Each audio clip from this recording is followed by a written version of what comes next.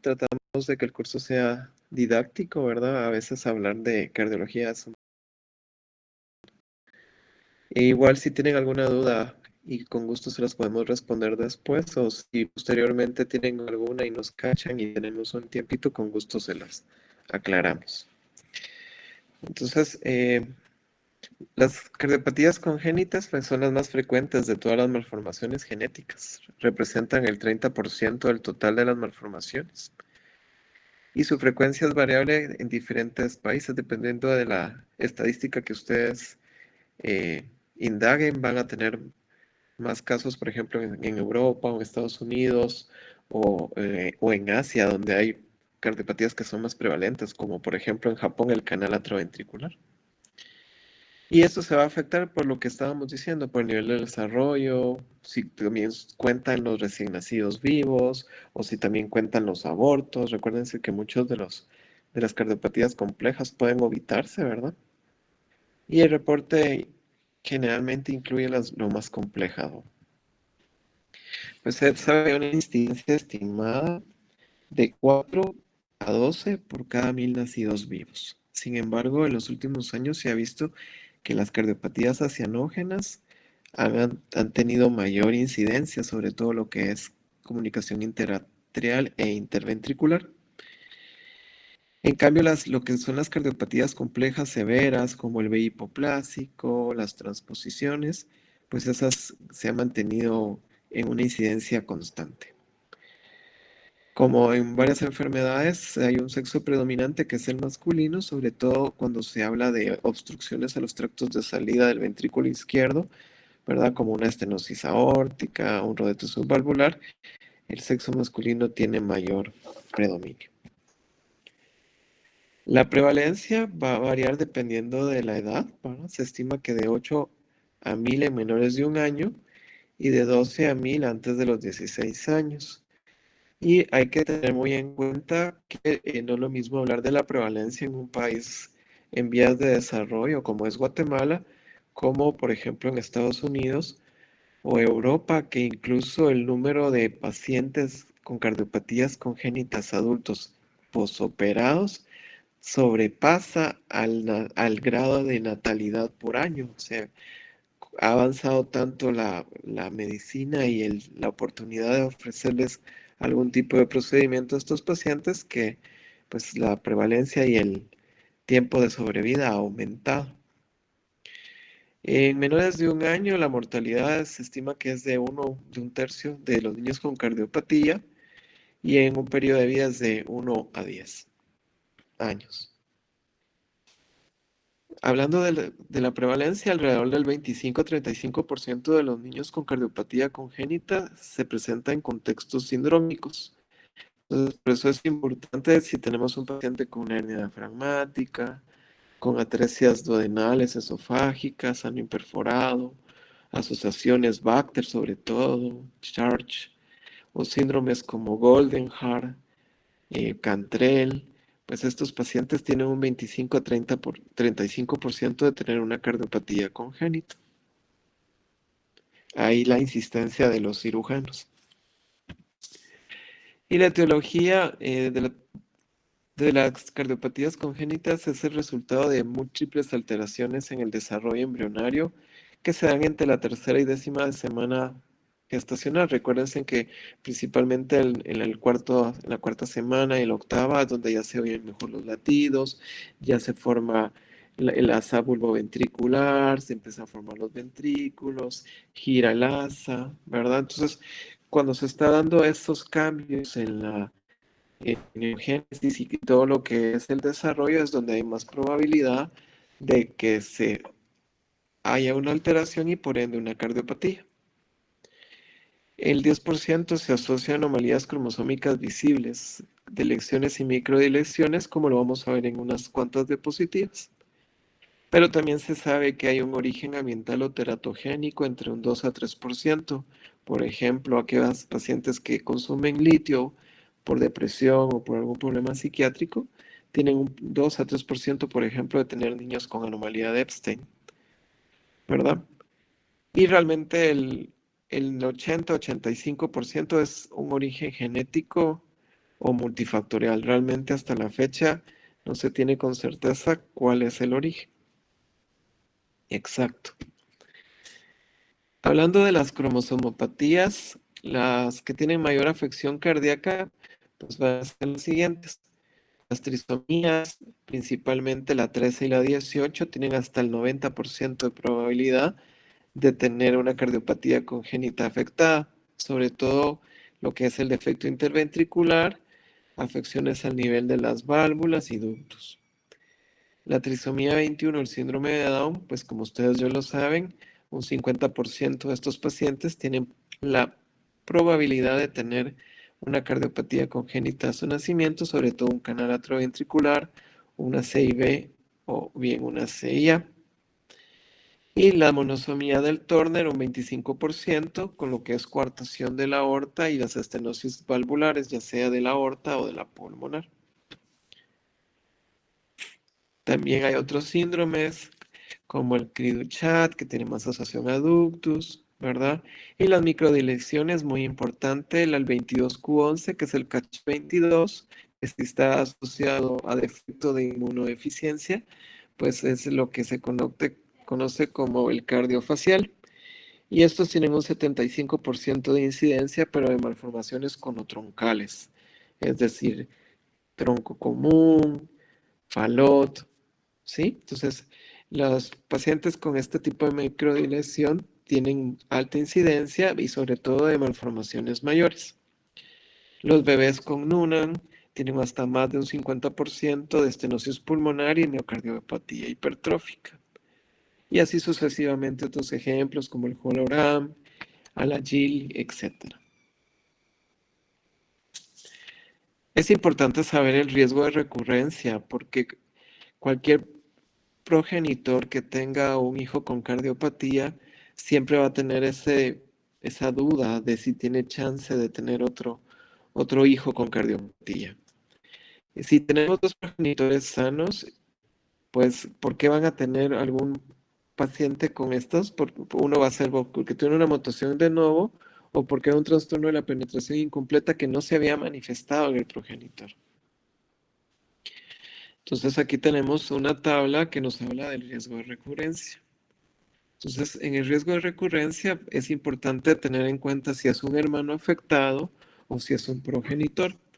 Si es alguno de los progenitores, generalmente hay más probabilidad que el segundo hijo tenga la mayor recurrencia o a que tenga un hermano afectado, pero ahí están los porcentajes. Por ejemplo, el riesgo de recurrencia de un defecto atrioventricular es mayor si el progenitor es el afectado. Y asimismo, por ejemplo, en un ventrículo izquierdo hipoplásico. ¿Verdad? Entonces, para cada cardiopatía hay cierto riesgo de recurrencia, pero si se dan cuenta, sigue siendo bajo. Si se trata de una cardiopatía congénita con herencia monogénica, es del 50% el riesgo de recurrencia. Si es por una herencia autosómica recesiva con un hermano afectado, es de un 25%. Por ejemplo, los pacientes con POMPE tienen una herencia autosómica recesiva, entonces tienen un 25% de probabilidades, es decir, uno de cada cuatro, de que tengan la alteración. Si es ligada al sexo, el riesgo para la descendencia masculina es de 50%. Si es dominante, la pueden predecer los ambos sexos, también con un riesgo de 50% de hijos afectados. ¿Alguna pregunta que tengamos acá? Estos son más que todo la introducción a las cardiopatías congénitas. No sé si alguien tiene alguna pregunta, con gusto se le puede contestar.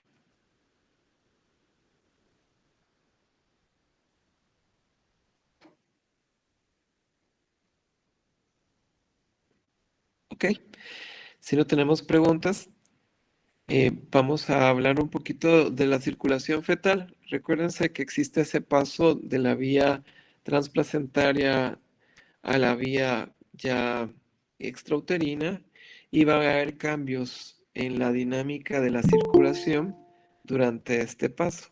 Entonces es importante que tengamos un refuerzo de la circulación fetal. Recordemos que aquí la sangre oxigenada va a venir de la placenta ¿verdad? Y va a llegar sangre a través de lo que son las venas umbilicales, que estas van a llegar a las ilíacas y van a subir posteriormente, ¿verdad? Llegando a lo que es la circulación hepática, pasan el ductus venoso, llegan a la aurícula derecha, donde se mezcla la sangre con la sangre de la vena cava superior. Hay un circuito que hace que la sangre tenga un flujo predireccional a través del foramen oval, de manera que mucha de la sangre que viene directo de la placenta se vaya hacia la aurícula izquierda, ventrículo izquierdo y aorta, y una pequeña proporción se mezcla con la que viene de los pulmones a través de venas pulmonares. Y otra proporción, que es un 25%, va a ser la circulación normal, atravesando aurícula derecha, tricúspide, válvula pulmonar, venas pulmonares y todo lo que es la circulación. Recordemos que también tenemos al ductus arterioso, que nos va a servir para darnos flujo, sobre todo a lo que es la aorta descendente, ¿verdad? A nivel del istmo aórtico, para todo lo que es la circulación inferior a partir de la aorta torácica y aorta abdominal. ¿Por qué es importante esto? Puesto que hay circunstancias y patologías que van a tener subgénesis en la vida fetal. Recordemos que en la vida fetal el ventrículo que tiene el mando es el ventrículo derecho y el ventrículo izquierdo todavía no tiene esa función de bomba que la va a tener al nacer. Entonces, al nacer, todos los pacientes todavía tienen resistencias vasculares pulmonares elevadas que en los primeros días de vida tienden a disminuir. Por eso, en algunas ocasiones, soplos que en los primeros días no se auscultaron, se logran auscultar posteriormente al tercer día, ya que las resistencias empezaron a bajar y conforme vayan pasando los días de nacimiento, séptimo día, primera semana, más disminuyen las resistencias vasculares y hay más probabilidad que oigamos mayores cortocircuitos y turbulencias, ¿verdad? Y es importante tener en cuenta aquellas cardiopatías ductus dependientes en los que al haber ese cambio y constricción del ductus va a cambiar la circulación o va a haber una mala adaptación o pueden entrar en choque cardiogénico, como lo vamos a ver en las diversas cardiopatías en las siguientes clases. No sé si tienen alguna pregunta respecto a la circulación fetal.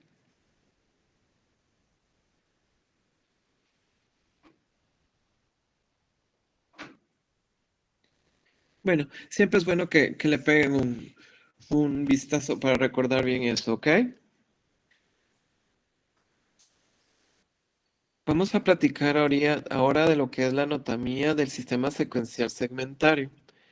El sistema secuencial segmentario es la forma que se utiliza a nivel internacional para que lo que yo estoy viendo aquí en Guatemala lo sepa el que lo está viendo en Irak, por decir algo, o en Egipto. ¿Sí? De manera de que si yo digo que tiene un ventrículo izquierdo como una atresia tricuspidia, por decir algo, la persona que lo va a recibir, si yo lo mando, por ejemplo, de aquí a Guatemala a operarse a Japón, que ya me pasó una ocasión, sea el mismo, la misma terminología, ¿verdad? Para que hablemos el mismo idioma médico. Entonces, es importante conocer el sistema secuencial segmentario. Si vemos en la gráfica, tenemos lo que básicamente es un corazón con sus cuatro cavidades, las dos aurículas, que son las cavidades de arriba, la aurícula derecha y la izquierda, y ambos ventrículos derecho e izquierdo, separadas por válvulas y por paredes, formándose una cruz, que es la cruz cordis o cruz del corazón, que es muy importante en lo que es la anatomía del corazón. Bueno, entonces para poder hacer un diagnóstico adecuado de las cardiopatías, tenemos que tener un adecuado diagnóstico anatómico de cada uno de las partes del corazón. Y para eso vamos a dividir el corazón en tres segmentos. La porción de arriba, que son los atrios, los ventrículos y las grandes arterias. Es importante recordar un poquito la anatomía de cada una de estas estructuras, ya que estas nos van a permitir diferenciar y definir cuál es aurícula derecha, cuál es aurícula izquierda, cuál es aorta, cuál es ventrículo izquierdo y cuál es ventrículo derecho, recordando que existen diversas malformaciones y malposiciones que pueden hacer que esto cambie de la normalidad. Entonces recordemos que la aurícula derecha va a tener la llegada de las venas cavas, tanto superior como inferior, y la presencia del seno coronario, que es donde llegan el retorno de las venas coronarias, y aquí se va a mezclar todo lo que es el gasto venoso que regresa al corazón. Vamos a tener una válvula de Eustaquio y una válvula de Tabesio, que son remanentes embrionarios de cada una de estas venas cuando se formaron. Eustaquio es de la cava inferior y Tebesio es un remanente del seno coronario. Recuérdense que embriológicamente cuando se están formando cada una de estas estructuras, a partir de los arcos aórticos, se van formando y adosando a cada una de las porciones que le corresponde. Con respecto a la aurícula derecha, recordemos que tiene una orejuela. La orejuela, tanto derecha como izquierda, nos va a servir mucho para definir si estamos hablando de una aurícula derecha o bien de un atrio izquierdo. La orejuela derecha pues es triangular con una base ancha. Va a tener una porción lisa como se observa en este corte y una porción rugosa que es la que está abierta, donde se observan un montón de músculos que son los músculos pectíneos o pectinados que están en la pared anterolateral. ¿Por qué es importante saber esto? Recordemos también que en la aurícula derecha es donde está colocado el nodo sinusal, que es el marcapasos propio del corazón. Tenemos también lo que es un surco terminal. El surco terminal es esa división que tenemos en medio, en la cual se terminó como de formar lo que son las aurículas cuando se estaba dando la aceptación. La cresta terminal, que es parte de la desembocadura de las cavas, ¿verdad?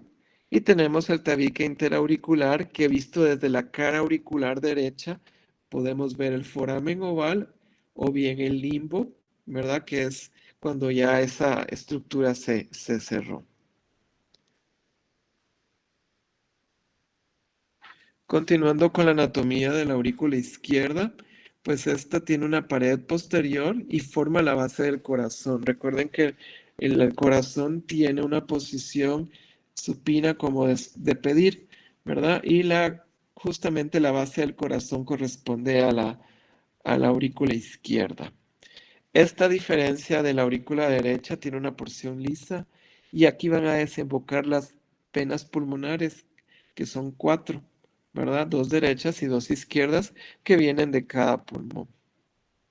También tiene una orejuela que también es importante para la determinación de la morfología y sobre todo del situs con respecto al corazón. Y la orejuela izquierda, esta va a tener un cuello estrecho de forma irregular y termina en un dedil o dedo de guante, que es como ver el dedo pequeño de meñique de cada persona. Entonces, ese dedo, esa morfología de la orejuela izquierda nos sirve a nosotros tanto por ecocardiograma o a la hora de ver la pieza quirúrgica para definir que se trata de una aurícula izquierda. Las fibras musculares de la aurícula izquierda tienen una función como esfínter. A diferencia del atrio derecho, va a haber menor cantidad de músculos pectíneos y ustedes ven en este corte prácticamente es lisa, no como en la aurícula derecha del corte anterior, de la gráfica anterior. El tabique pues, es una pared lisa con depresión correspondiente al foramen oval. En el otro es como más saliente y está el limbo. Y aquí también lo vamos a ver, pero más como una depresión. Y hay ausencia de músculos pectíneos en el cuerpo de la aurícula, que era lo que platicábamos. Ok, entonces recordemos que vamos a tener entonces normalmente una aurícula derecha con morfología de aurícula derecha situada a la derecha y una aurícula o atrio izquierdo de morfología izquierda situada a la izquierda. Eso es lo habitual. ¿verdad? Y también tenemos que pensar, ya pasando al siguiente segmento, cómo son los ventrículos. Recuerden que las inserciones de los ventrículos, tanto derecho como izquierdo, son diferentes. Por regla general, el ventrículo derecho es anterior. Recuerden ser que es el que está más pegado al esternón. Y el ventrículo izquierdo es posterior. Eso generalmente se conserva. Y en las válvulas atrioventriculares, tanto la mitral como la tricúspide, siempre siguen a su ventrículo. Es decir, que la tricúspide siempre está junto al ventrículo derecho, a menos que haya una ausencia, ¿verdad? Y la mitral sigue al ventrículo izquierdo. Las inserciones de la válvula tricúspide, como ven en el dibujo, son un poco por debajo de las de la válvula mitral.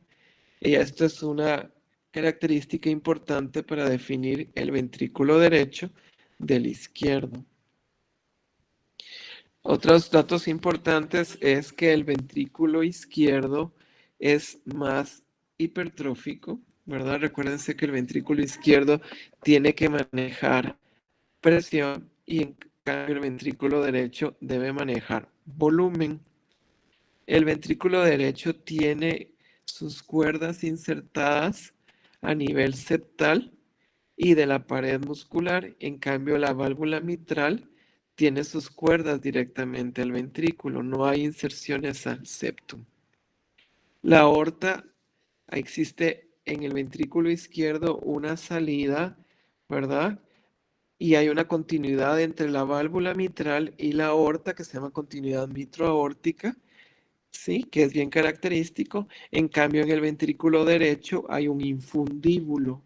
Entonces no se da esa continuidad. Y otra cosa que es muy importante en el ventrículo derecho es que hay una banda fibrosa muscular, que es la banda moderadora, que también nos sirve mucho, sobre todo en ecocardiografía fetal, para determinar que el ventrículo que la posee es derecho. ¿Alguna pregunta hasta aquí, jóvenes? Si están ahí, Sí, o ya doctor. los, o ya los perdí. Sí, doctor, aquí estamos. ¿Sí? ¿Alguna Sí. duda que tengan de lo que hemos platicado? Es importante revisar la anatomía para poder diferenciar cuál es aurícula derecha, cuál es izquierda y viceversa, y los ventrículos. Bueno, vamos a platicar ahorita, continuando con el sistema secuencial segmentario, que hay 5 pasos para el diagnóstico correcto de las cardiopatías congénitas. Primero vamos a definir un situs que va a hablar de la lateralidad de cada órgano en el cuerpo. Recordemos que existen órganos como los riñones, los pulmones, eh, que son pares, ¿verdad? Y hay órganos que son solos, ¿verdad? Existe una lateralidad de cada órgano en el corazón. Entonces, para eso nos sirve el situs. Vamos a hablar también la unión atrioventricular, que sería el segundo paso en el sistema secuencial segmentario, que nos va a hablar de cómo se conectan las aurículas con los ventrículos. El tercer paso es la unión ventrículo-arterial, es decir, la conexión de los ventrículos con las arterias. Y posteriormente vemos defectos asociados, si hay un defecto interventricular, si hay un ductus, si hay una malformación coronaria. Y como quinto paso, alguna particularidad adicional, por ejemplo, si el corazón está dextrorrotado o si tiene ectopia cordis o la posición del corazón. Básicamente los primeros 3 son los que definen más el tipo y el diagnóstico de la cardiopatía. Ya entrando a lo que es el situs atrial, vamos a tener 4 tipos de situs. El situs solitus, que es el normal, ¿verdad? Ahorita lo vamos a ver, en el cual va a haber una aurícula derecha situada a la derecha y una aurícula izquierda situada a la izquierda, un situs inversus que va a ser en una imagen en espejo, y los isomerismos que van a ser si tenemos dos aurículas derechas o bien dos aurículas izquierdas. Si tenemos dos aurículas o atrios derechos, hablamos que son de isomerismo. Y si tenemos dos aurículas de morfología izquierda, decimos que es un levoisomerismo. Entrando un poquito más a detalle, vamos a ver que para poder definir esto tenemos que ver la morfología de los atrios. En la primera imagen vamos a ver un situs normal en el cual vemos la aurícula situada a la derecha. Vean cómo es esa orejuela que es eh, de base ancha en comparación a la izquierda que tiene una depresión en dedo de guante. ¿Sí?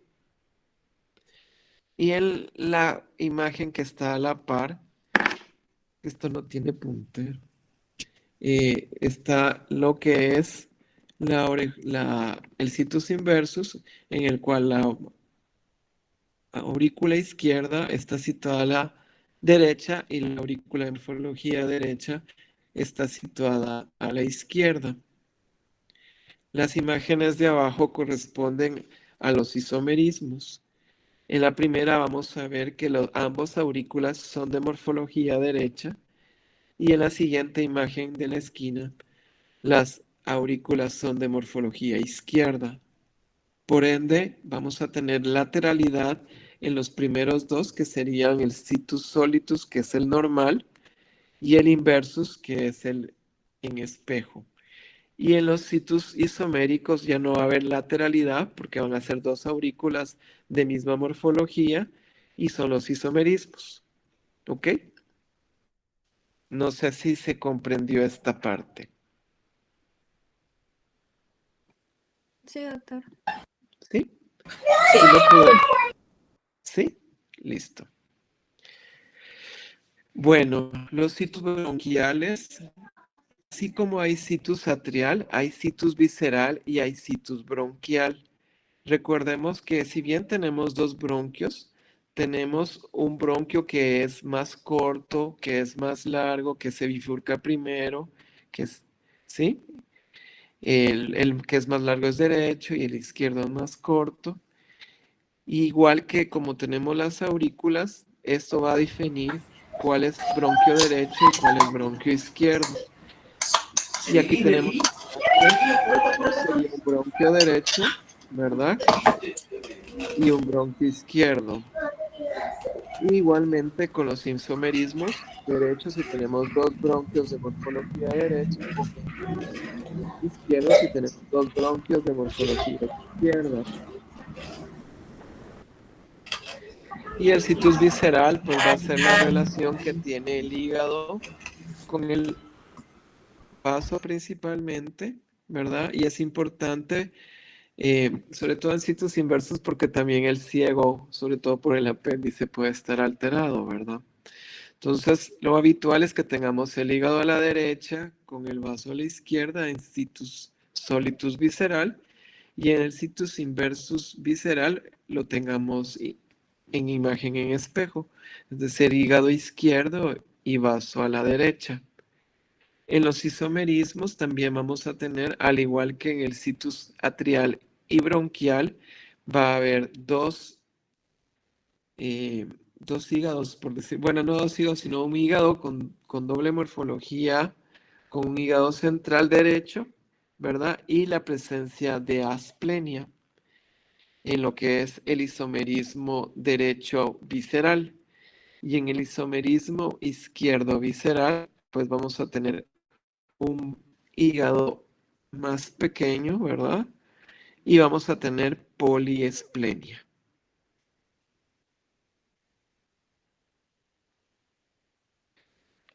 Regresando a lo que es el situs atrial, es importante saber que más del 50% de los casos de pacientes con cardiopatías complejas tienen una discordancia entre el situs visceral y el atrial. No así con lo que es el situs bronquial. Generalmente hay una concordancia entre el situs atrial y el situs bronquial en aproximadamente el 95%.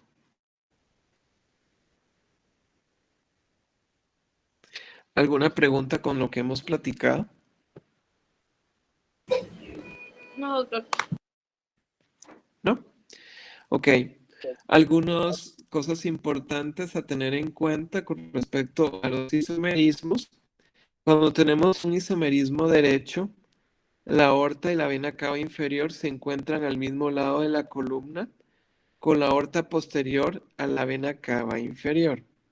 Sí, recuérdense que normalmente la aorta es anterior y la cava inferior es posterior. En el isomerismo derecho se pierde esto y hay lo que se llama yuxtaposición aortocava. Y otro tip en levoisomerismo izquierdo es que hay interrupción de la vena cava inferior y el retorno venoso de esa cava, que es sistémico, va a llegar por venas ácidos que van a estar situados al mismo lado de la columna conjuntamente con la aorta en posición posterior. Estas diferencias también nos sirven para definir qué tipo de isomerismo es.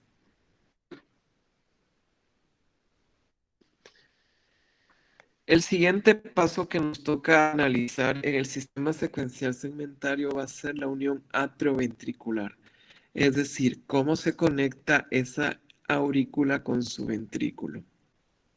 ¿Sí? Y va a hablar de la conexión.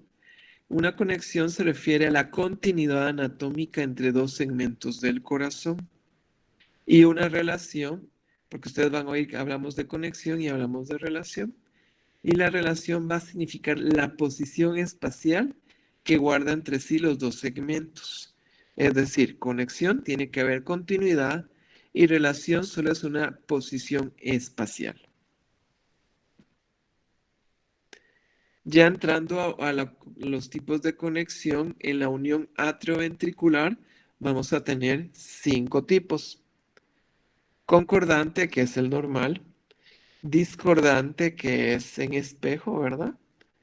Ambigua, doble entrada a un ventrículo, ya sea derecho, izquierdo o univentricular, y la ausencia de conexión cuando falte alguna de las válvulas. Vamos a hablar de cada uno de ellos. En la conexión atrioventricular concordante, la conexión entre aurícula derecha y ventrículo derecho va a ser la adecuada. Y vamos a tener del otro lado una aurícula izquierda con un ventrículo de morfología izquierda, es decir, lo habitual. Entonces vamos a decir que la conexión atrioventricular es concordante. Cuando tenemos una inversión ventricular, por ejemplo, vamos a tener un atrio situado a la derecha que se conecta con un ventrículo izquierdo y un atrio situado a la izquierda de morfología izquierda conectado con un ventrículo de morfología derecha situado a la izquierda. Entonces ya se va a perder esa conexión visual y ya no va a ser lo normal, es decir, ya no va a ser concordante, sino que va a haber una discordancia, es decir, una conexión atrioventricular discordante. Y para estos tipos de conexiones se va a requerir un situs atrial lateralizado, es decir, que sea o en situs solitus o en situs inversus, ¿sí? Ya que si fuera en un situs ambiguo ya no cumpliría esto, porque recuérdense que en ambiguo ya son dos aurículas derechas o dos aurículas izquierdas. Entonces ahí la conexión va a ser ambigua. Repasando todavía la conexión atrioventricular concordante y la discordante, en la imagen situada a la derecha, vamos a ver un corazón normal. Perdón, ¿qué sería? Izquierda, perdón. En la... Sí, la que está situada a la izquierda, vamos a ver aurícula de morfología izquierda con ventrículo de morfología izquierda, aurícula derecha con ventrículo de morfología derecha, que es lo habitual y esa es una conexión atrioventricular concordante. En la imagen de la par vamos a ver que la aurícula izquierda se conecta con el ventrículo derecho y la aurícula derecha con el ventrículo izquierdo y por ende es una conexión discordante. En el primer ejemplo, ambos ejemplos en situ sólidos. Cuando tenemos ambigüedad, es decir, que va a haber una conexión con isomerismo atrial, los átomos se conectan cada uno con un ventrículo. Y esto requiere algunos requisitos. Primero, que el sitio sea simétrico, es decir, o es ambos atrios de morfología derecha o bien ambos atrios de morfología izquierda. Puede tener dos válvulas separadas o una válvula común. Se necesita que haya dos ventrículos, por ende dos conexiones, y cada ventrículo tenga su conexión atrioventricular para decir que la conexión atrioventricular es ambigua.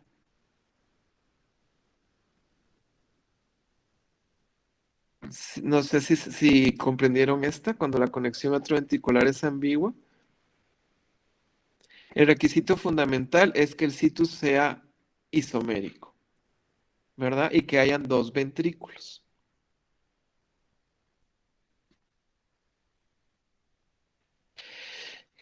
En el cuarto tipo de conexión o de unión atrioventricular, vamos a tener lo que es la doble entrada a un ventrículo. Y esta es cuando el 50% o más del diámetro de los orificios de las válvulas atrioventriculares, o bien cuando el 75% de la válvula común se conecta con uno de los ventrículos, como en la imagen que tenemos abajo. Si son observadores, tenemos aurícula derecha y aurícula izquierda entrando a un ventrículo izquierdo en más de 50%. Y aparte tenemos un ventrículo derecho, que es una cámara rudimentaria donde no hay ninguna entrada, ¿verdad? No hay ninguna válvula ahí entrando. Entonces, en este ejemplo, ambas aurículas se conectan a través de sus respectivas válvulas a un ventrículo principal de morfología izquierda. Entonces, este sería una doble entrada a ventrículo izquierdo.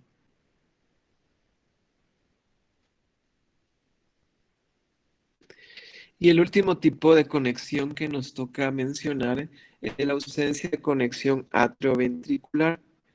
Esta se refiere cuando hay ausencia de una de las válvulas atrioventriculares. Si es la ausencia de la válvula atrioventricular izquierda, que es la mitral, o bien si es del lado derecho, que es la tricúspide. Recordando que cada válvula sigue a su ventrículo.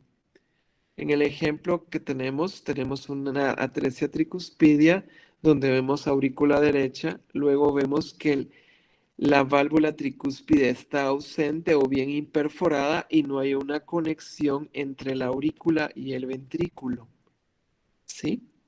En el ejemplo de la par vamos a ver que no hay que tampoco se ve que la aurícula izquierda se conecte a este ventrículo izquierdo pequeñito, en el caso de un ventrículo izquierdo hipoplásico, por atresia mitral.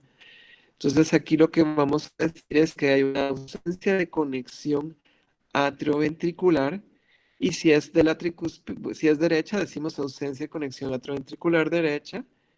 Si es que la válvula que le falta es la del ventrículo derecho, decimos que es ausencia de conexión atrioventricular derecha por atresia tricuspidia. Y si es de la válvula que corresponde con el ventrículo izquierdo, podemos decir ausencia de conexión atrioventricular izquierda por atresia mitral.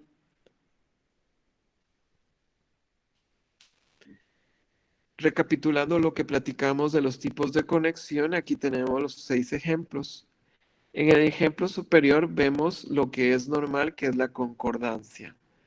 Aurícula derecha situada a la derecha conectada con ventrículo derecho. Aurícula izquierda situada a la izquierda conectada con ventrículo izquierdo. En el ejemplo del centro tenemos una discordancia atrioventricular, ya que cada aurícula, la derecha se conecta con ventrículo izquierdo y la izquierda con ventrículo derecho. En el ejemplo número 3 tenemos una ambigüedad, ya que el situs es simétrico, ya que ambas aurículas son derechas y se conectan a través de una válvula atrioventricular común a dos ventrículos tanto uno derecho como izquierdo. Entonces decimos que la conexión atrioventricular es ambigua. En el ejemplo de abajo vamos a ver una doble entrada a través de un único ventrículo. Ambas aurículas con sus respectivas válvulas se conectan a un ventrículo común. Entonces es una doble entrada a ventrículo único.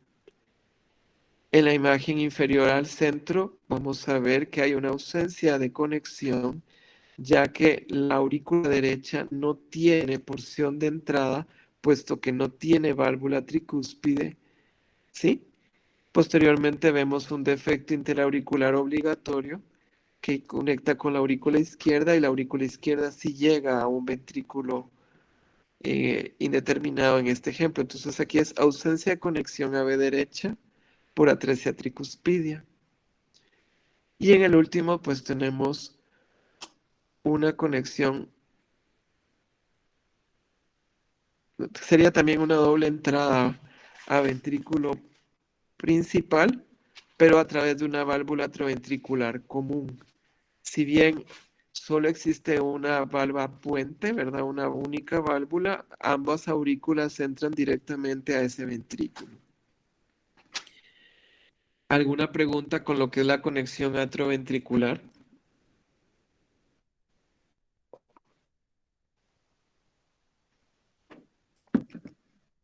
Ya se durmieron.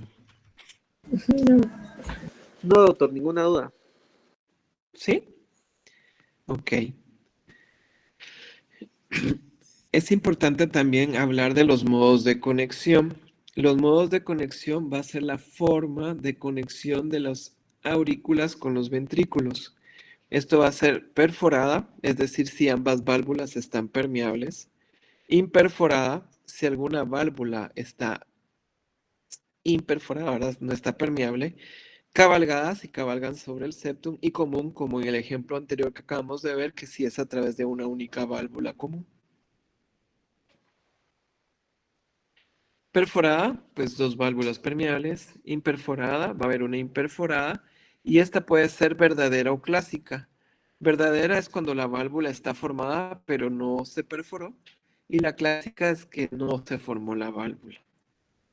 Cabalgada, cuando menos del 50% de la válvula se encuentra sobre el septum interventricular, por ejemplo, en Fallot.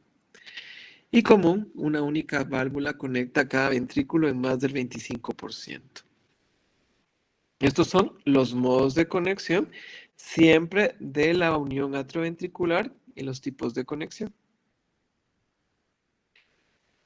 Ya pasando a otro punto, vamos a ver de las conexiones ventrículo-arteriales, es decir, cómo se conecta mi ventrículo con su respectiva arteria.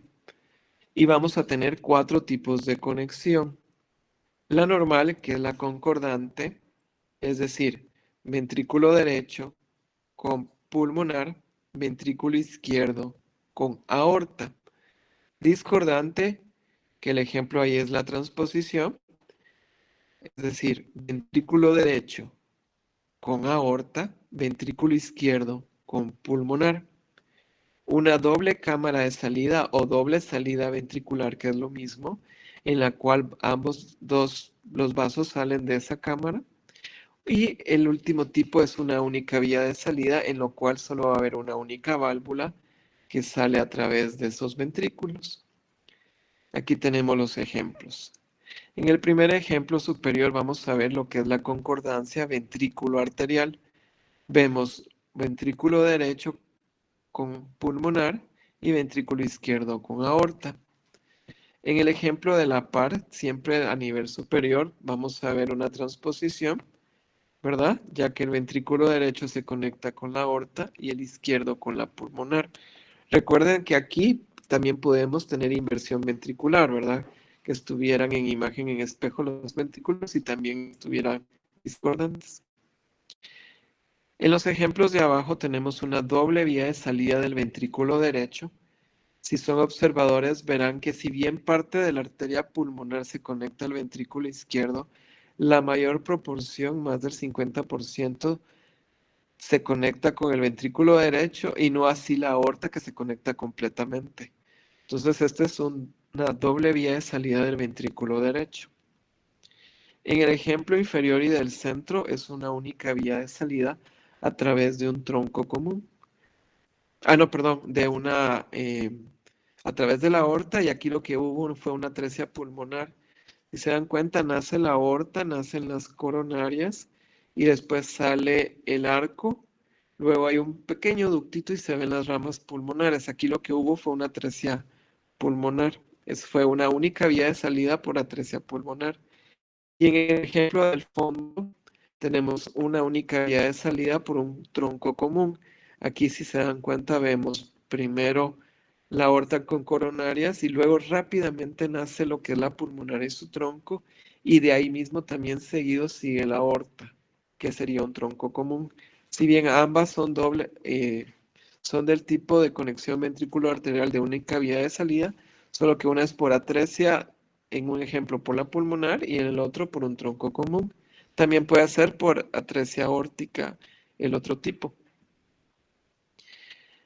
Para entrar más a fondo, tenemos que la conexión ventrículo arterial concordante, pues es la normal, como bien se observa en el ejemplo, ¿verdad? Ventrículo derecho con pulmonar, ventrículo izquierdo con aorta. En el ejemplo de la par tenemos la transposición con vasos en paralelo, en donde vemos ventrículo derecho con aorta y ventrículo izquierdo con pulmonar. Y esta es una discordancia ventrículo-arterial, que es el nombre en el sistema secuencial segmentario de la transposición. Lo que pasa es de que cuando se empezó a estudiar las cardiopatías congénitas, primero vieron esto y dijeron, es una transposición. Y los ingleses pudieron haber dicho, no, es que están invertidos.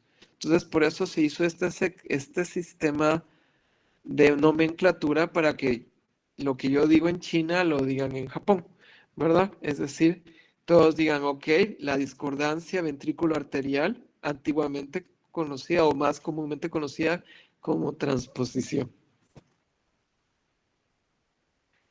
En la doble cámara de salida del ventrículo, era lo que platicamos, existe cuando más del 50% de ambas válvulas se conecta con un ventrículo, como este ejemplo. Vemos aurícula derecha con ventrículo derecho y luego de este ventrículo vemos que nacen ambos vasos. Y algo muy importante en las dobles vías de salidas es que se asocian en el 99% a defectos interventriculares, porque también hay flujos que se dirigen a través del otro ventrículo. Y en las dobles vías de salida, pues también, dependiendo de la localización del defecto interventricular, decimos, si está más cercana a la aorta, decimos doble vía de salida del ventrículo derecho con C y B subaórtica. Si el defecto está más cercano a la pulmonar, decimos doble vía de salida del ventrículo derecho con C y B subpulmonar. Si no se acerca a ninguno de los vasos, decimos que es con C y B no comunicante, y se conecta con ambos vasos, decimos que es con doble vía de salida del ventrículo derecho, ¿verdad? Por ejemplo, con C y B doblemente comunicante.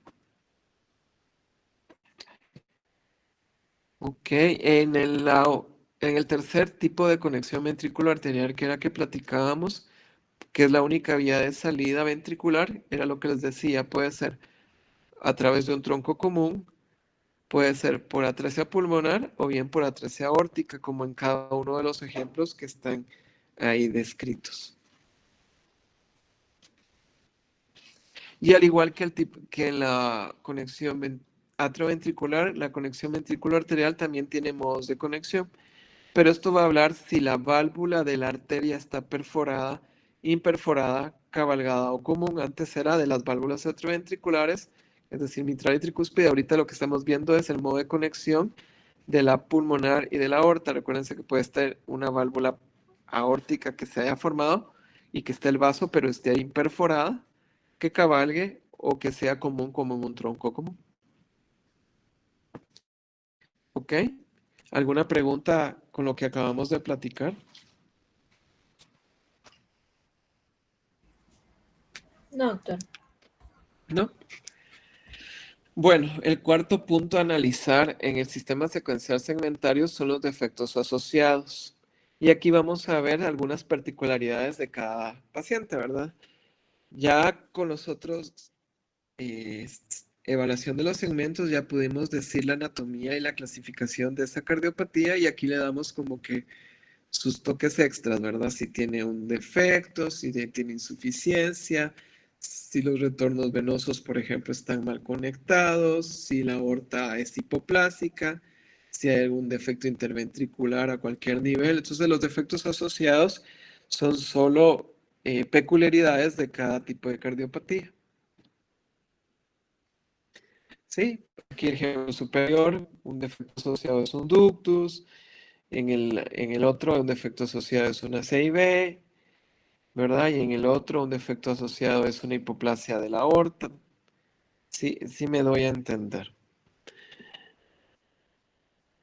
Y el último tipo, el último paso que hay que evaluar en el sistema secuencial segmentario son las particularidades adicionales, que era lo que les decía, dónde está el corazón, si está en levocardia, si está en dextrocardia, si es mesocardia, dependiendo qué posición espacial ocupa en el mediastino, el origen y distribución de las coronarias y el origen y distribución del sistema de conducción.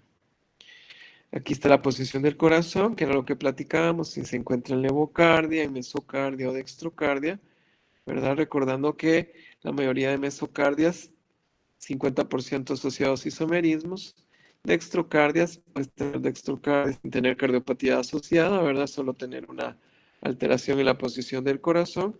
Entonces son parte de la que es las particularidades adicionales de cada cardiopatía, incluso la ectopia cordis.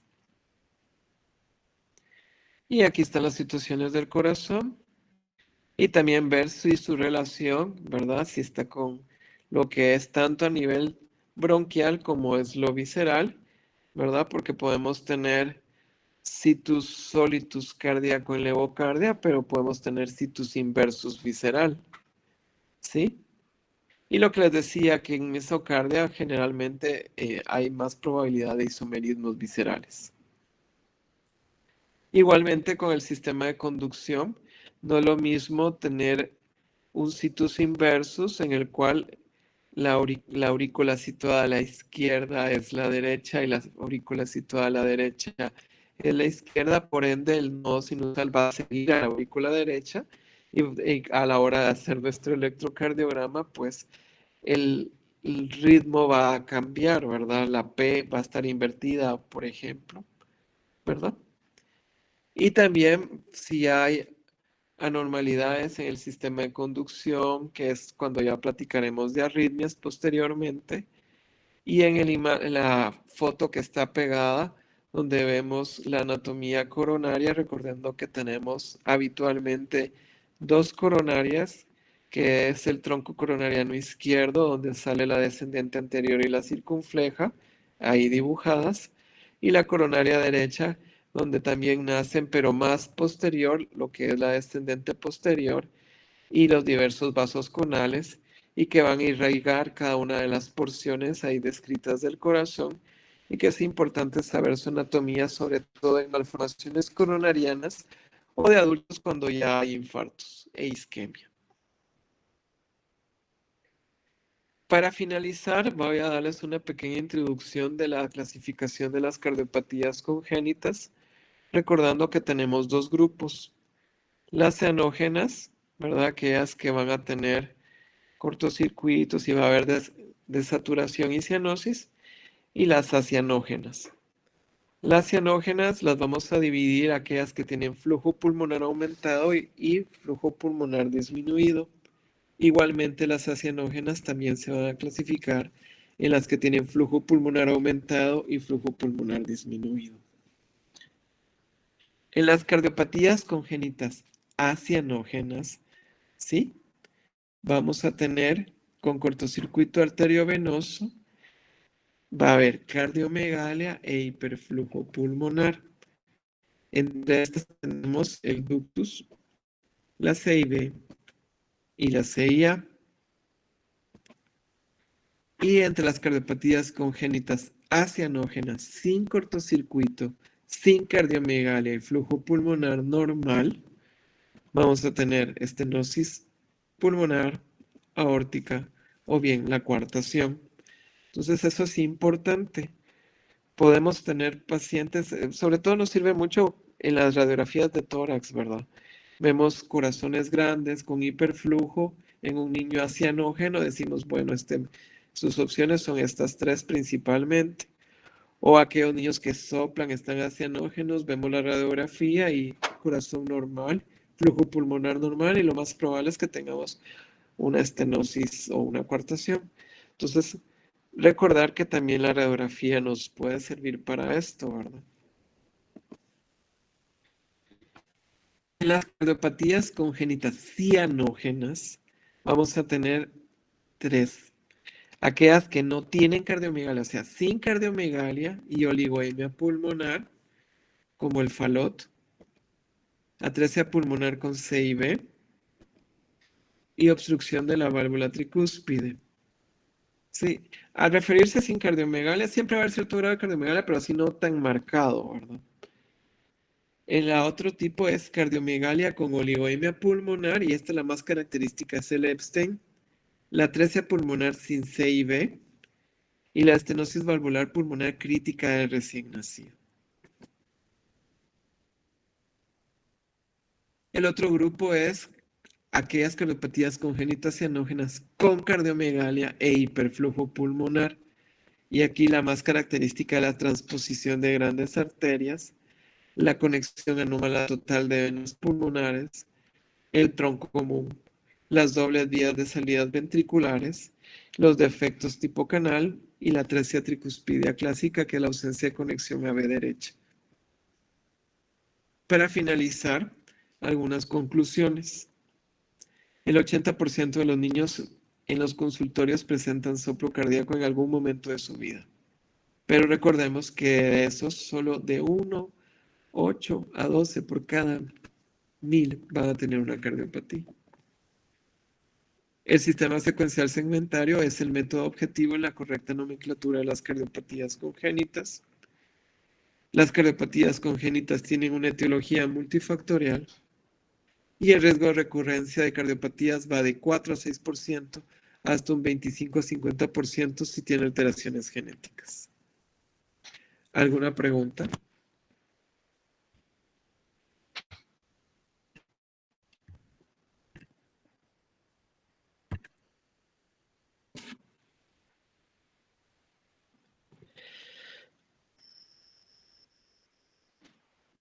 ¿No?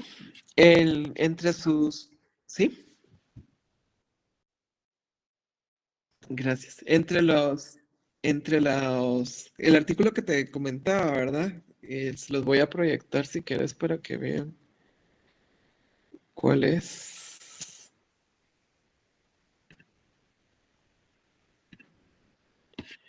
No sé si lo logran ver. No, doctor. No, no se ve. Ah, perdón, aquí es que me equivoqué, perdón. ¿Ahí sí lo ven? Sí. Es un artículo un poquito viejito, pero es bastante, da bastante información sobre esto, ¿verdad? Aquí también ya entra un poquito más a fondo metiendo lo que es eco y lo que es electro, que es como un resumen general de lo que hacemos, ¿verdad? Entonces van a ir viendo nuevamente lo que les dije, ¿verdad? Para que lo revisen. No les voy a sacar preguntas de este artículo, obviamente.